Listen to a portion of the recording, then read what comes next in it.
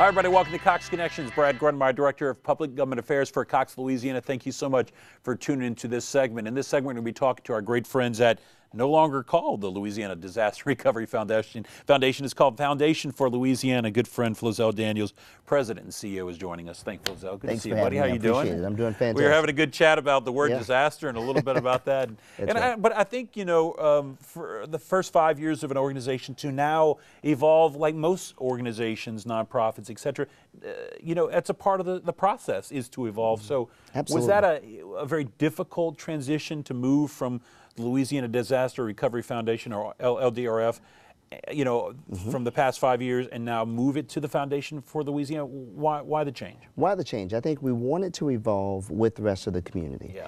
One of the things we've seen, and you mentioned this before we went on, is that disaster is really out of context now. Right. When you look at what's happening at the ground level with citizens, when you look at leadership, both public and private leaders, and folks are really moving beyond the disaster context. People have learned the lessons that we've learned by way of Katrina and Rita and other disasters that we've endured. We're more resilient, and we've taken those lessons and are moving on to not just recover from disasters, but to be a stronger community, a more sustainable community. We wanted our name change and the work that we're doing going forward to reflect the leadership we've seen at the ground. And to that point, you want to accent the positive, accentuate the positive. Sure. And to that is to, cultivate the very innovation and things that we have in this city, the diversity, of course, and the revitalization that we've all benefited from. That's right. You know, hard to say that there's silver linings in Katrina, but there have been many of those. As we look at education, we look at so much, but we're talking Southeast Louisiana, but the Foundation for Louisiana encompasses much more than that. It does. From the very beginning, we not only served Southeast Louisiana, where a lot of the physical damage was, but we also partnered with our friends in Central and North Louisiana because we had many folks from one part of Louisiana moving to other parts of Louisiana. Right. And so we do have some history. Right now, we're actually very intentionally going statewide. We actually did a state tour last week, a week before last, visiting 7 cities, including New Orleans, everywhere from Lake Charles to Lafayette. We saw friends up in Bossier and Monroe and just all over the place, so that we can not only share with folks the new direction we're going, but also, and this is critical because we believe in community wisdom, hear from folks what the latest and most pressing needs are and what the best opportunity is for us to be their partners. And of course, with the investment that's been made by all of your generous donors, you're able to work with over 200 plus 200 plus nonprofits? Organizations so far. And you know, the honest truth is we're a smaller, much more refined organization, and we really know a thing or two about how to leverage resources and how to create strategies that help us scale opportunity. And I'd be remiss, let me back up just for a second to thank you and the great staff that you have and team at the LDRF for the great work 5 years, Katrina and the 5 years after. It's always good to look back, but I want to make sure I give you the kudos and your organization the kudos, because for a time the focus for these 5 plus 6 years has been this part of the world, and of course those impacted by Rita, of course. But still, I just wanted to applaud you guys for that and make sure before we jump off to the foundation, we pause to reflect, because I think it's just been absolutely fantastic, through really challenging times that you guys were able to help so many people persevere. I appreciate that. Good stuff.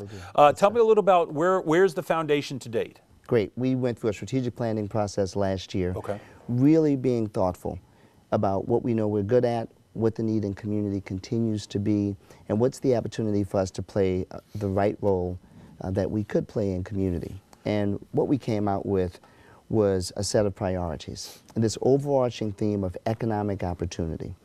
When we time and time look at our experience in communities, what we saw was this huge opportunity for people to be connected to, it's almost cliche now, but the American dream. Let me tell you, folks want to get up in the morning, they want to go to work, they want to be able to pay their bills, they want to have a safe and affordable house to raise their families in. They want the same things that folks like you and I want. And so we really are focused on that. We think it's important, Brad, to have grants that help us lift people up and that help people get access to opportunity. We think it's important to leverage those opportunities with public policy work that actually helps us go to scale.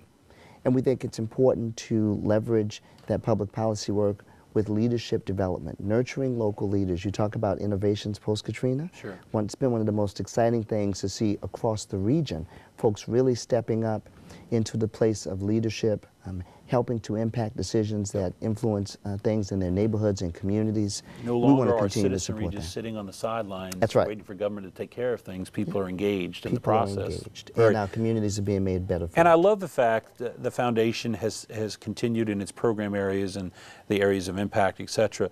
To your point earlier about, someone who just wants the American dream, you guys provide the knowledge base and the expertise, whether it's affordable housing, small business development, citizen engagement, policy and advocacy. You guys are out there doing the good work on that end, letting people who might need, for instance, affordable housing, come to you as the experts, the knowledge base, and you guys help them instead of them having to learn it all themselves. That's, I think that's the benefit of the foundation or organizations such as yours, that are able to do that type of assistance that frees people to enjoy the American dream. Yeah, we've been privileged to work with, so much of the value of the work that we do is based on our partnerships with people in communities, particularly nonprofit leaders and their organizations that do the great work. Right. And we take advantage of their expertise, in particular their local context and understanding what their communities need. And we pair that with our resources, both our financial resources, but also some intellectual and human capital. Right. By way of really putting our minds together, if you will, partnering on what are the best strategies to I think I read you affect put it as grassroots wisdom. There you go, grassroots wisdom. I love that. We believe That's it. good stuff. We believe it. Yeah. And in fact, we've been able to prove it. Yeah. And moving forward, I think you have a couple of, in central to the foundation of some key aspects. One, economic opportunity initiatives, That's right. PR strategy, public policy initiative, and the disaster recovery fund.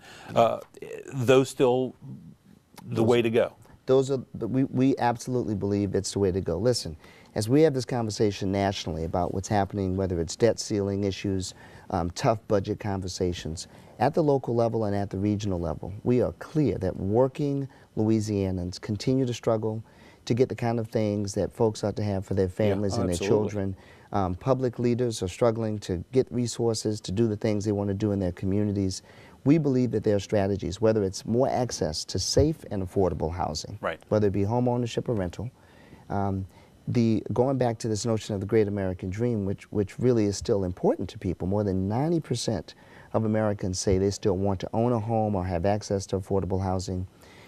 More than 80% of folks say they believe in entrepreneurism, small business ownership, which is another part of this economic opportunity. It's really important for us that people be able to either grow their businesses, that's where the new jobs are being created, or to start new businesses where the market would support that. Time and time again, we've seen that as one of the biggest opportunities, not just post-Katrina, but all across the country, and we're really looking to make wise and smart investments that allow smart and hard-working Louisianans to take advantage of their business competence and some of their subject area expertise to grow jobs and opportunity. And I think it's best said that way because instead of walking with blinders, you're looking at more of a holistic approach to the community. You're looking about how do you strengthen it and support it. That's right. And how not just one aspect, but collaboratively, collectively, how that impacts. And so the economic opportunity initiative as of one is a great catalyst for that type of innovation you were speaking of. It also helps us narrow the gap. The truth is, when you find communities, we have a pretty exceptional gap in income between people in Louisiana, one of the largest. And it's really important because we've been able to show through research and analysis that communities that have large gaps actually have a quality of life that's lower than other communities. So everyone's life is improved when we can give more people, if you will, at the lower end of the economic ladder, opportunity to really get the things that folks need to live well and successful lives. We've got about just under 3 minutes. I was curious to ask you, the foundation itself, fantastic, but how do you connect with those national funders to say, hey, we're up here, we're down here in Louisiana. How do you, how is that process? Is it difficult? It has been difficult in the past. It is made less difficult now. One of the things that Katrina and Rita brought to us is more experience by national funders and looking at the work we do, realizing a few things. One is there are quality, smart people in the American South doing some really innovative Absolutely. work. And quite frankly, many folks didn't know that. And you know, by way of reputation. We're learning to do better in promoting ourselves, but when we're learning to do better in promoting ourselves. And they're having successes, not just in New Orleans, but across the Gulf region that they can actually take to other parts of the country to pass on and spread innovation. Model programs. Those things have really mattered for us. Best practices. Best practices, even Good though it's stuff. become cliche. Best practices really is what we're finding here. Well, Flozell, if anybody just watching the program wanting to learn a little bit more about the Foundation for Louisiana, the great work you guys are doing, maybe contact you, can you first give us a web address that you guys have and any other Facebook, you know, Twitter, all the good stuff? I think we might be able to put it up to as well. This is pretty easy. You can find the Foundation for Louisiana and all of the new information on our website at www.foundationforlouisiana.org. We, in fact, are on Facebook, and look us up on Twitter. And we have LouisianaHealth.org. Is that another avenue to get to you? It is, but that one actually is closing. So foundationforlouisiana.org. And that's on Twitter, Facebook? Twitter, Facebook, and you can find us at 225-383-1672. Awesome. Thank you so much, buddy. I appreciate it, Flozell, you coming by, and continued success for the great team that you have at the Foundation for Louisiana. Great. And you know, anytime you need to come on, we always love to have you on. We'll be seeing you. Thanks so much. Thanks, Flozell. All the best. Take care. All right, everybody. Again, Foundation for Louisiana. Go check them out. Thanks a lot for watching this segment. We'll see you next time.